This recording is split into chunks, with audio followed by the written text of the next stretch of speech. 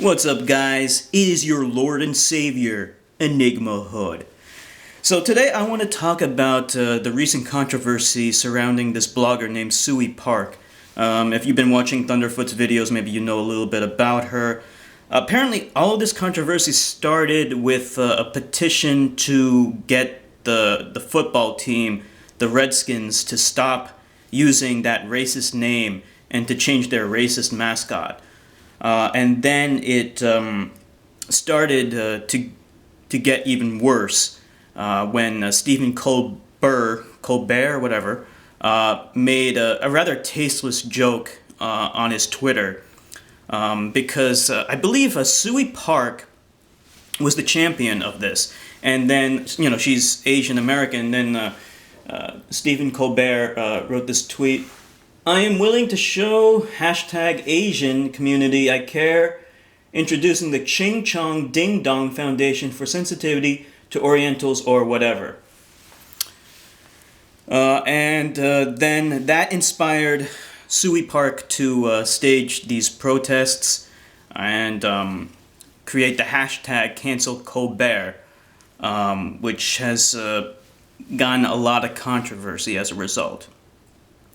So Thunderfoot's videos kind of equate her to a feminist. I'm not really sure why he's bringing in feminism. It seems like this is more of a racial issue.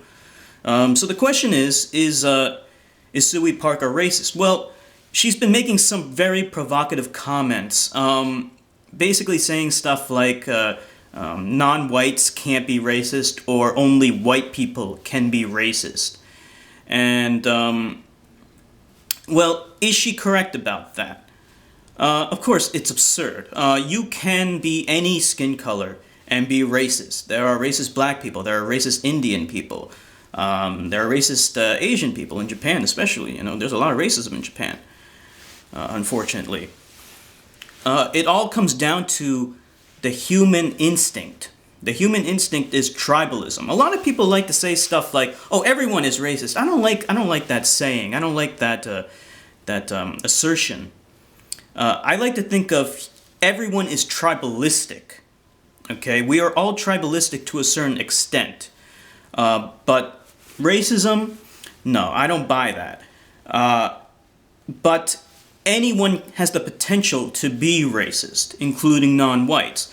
The question is, does it matter? Now, the comments that Suey Park was making reminded me so much. this is nothing new. This has happened before. This goes all the way back to none other than Malcolm X. But more recent examples would be Kanye West making those remarks during that telethon about that fucktard President Bush.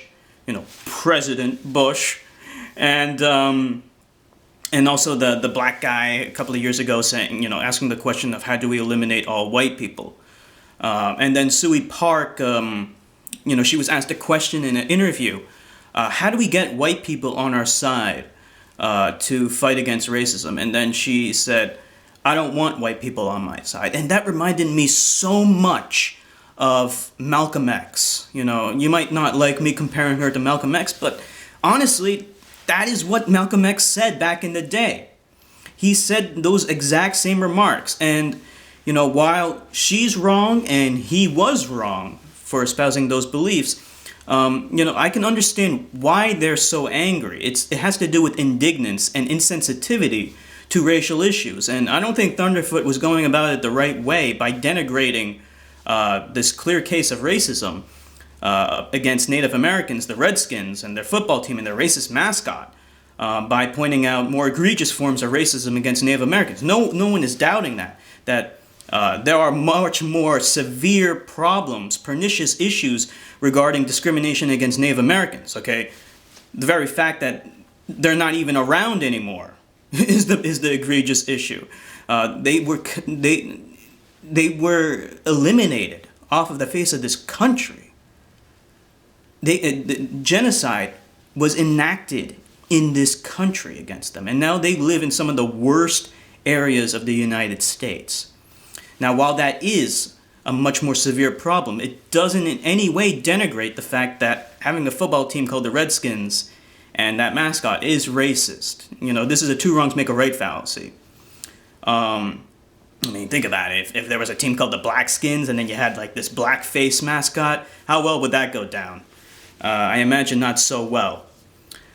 But the thing is that, when that interviewer asked her, how do we get white people on our side? And she said, I don't want white people on our side. That's not the right way to go about this at all. You are actually hurting your cause by not getting the majority sympathetic to your plight.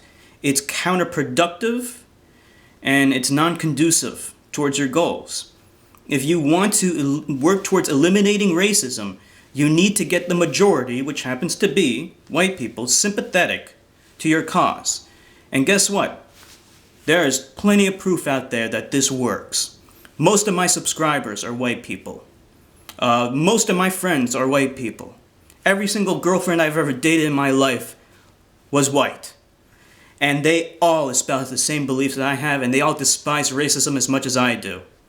And to alienate them and to discriminate against them is so incredibly stupid. I hate to use the word stupid though, but I mean, it is stupid because it just doesn't work in addition to it being immoral. The only way I could possibly see that working is if you're planning on declaring war. So that goes back to the question of, can a minority be racist? Well, yes, they can be, but the question is, does it matter? Racism matters when you have real power, when you actually have the capability to do something about it. It's like having a child who's mad at you. It doesn't really matter if the child is mad at you because the child does not have any power to do anything about his hatred. But when you have someone that is really powerful or a group that's really powerful and they are instilled with a hatred against a particular group or whatever, then it becomes a real problem that has to be taken more seriously. And the fact of the matter is that minorities are not empowered to really do anything about this. So, that's why like these issues where, that crop up from time to time where a minority says something discriminatory or racist against white people, it's usually ignored even by white people because it's not a threat that needs to be taken seriously. And I really didn't see the Suey Park thing as any different other than the fact that some of her blogs and opinions were published in mainstream media. I still don't really understand how that even happened in the first place. I do think the Colbert joke that Colbert made was wrong and tasteless. As far as I can tell, it wasn't even funny. So I don't really mind the protest against that, actually. He should at least apologize for what he said, if nothing else. But the other thing I want to stress is tolerance. Even though what she said is wrong, you should at least understand why she's saying these things. It's not out of, I don't think it's out of any malice, innate malice, that was taught to her by her parents or anything. I think it comes from indignance from the historical oppression that minorities have faced in America. The only thing is that she's letting her anger get the better of her and affect her rational judgment, and she's going about it the completely wrong direction, right? It's just such a wrong idea. But at the same time, I urge people to don't make these stupid death threats and try not to even get angry at her, because you should, in order to help people change, you have to be compassionate. You have to understand where they are coming from, and then they are capable of changing. Remember what happened to Malcolm X. He did hate white people at one time, but he changed right before he died. How did he change? Well, he went to Mecca. And then when he went to Mecca, he found a society, a civilization, and you can say whatever you want about Islam, but this is true. He found a civilization that did not discriminate on the basis of race. He saw blonde people with blue eyes at Mecca alongside darker skinned people.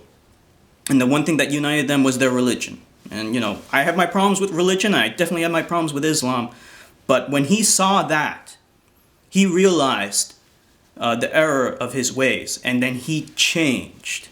And it took that, not animosity, not anger, not finger pointing like I'm doing right now. It took that understanding to make him change and realize that he was wrong. And that's why I do think that someone like Suey Park could change as well. Anyway, that's all I gotta say. Post in the comment section what you think. This is Enigma Hood signing off.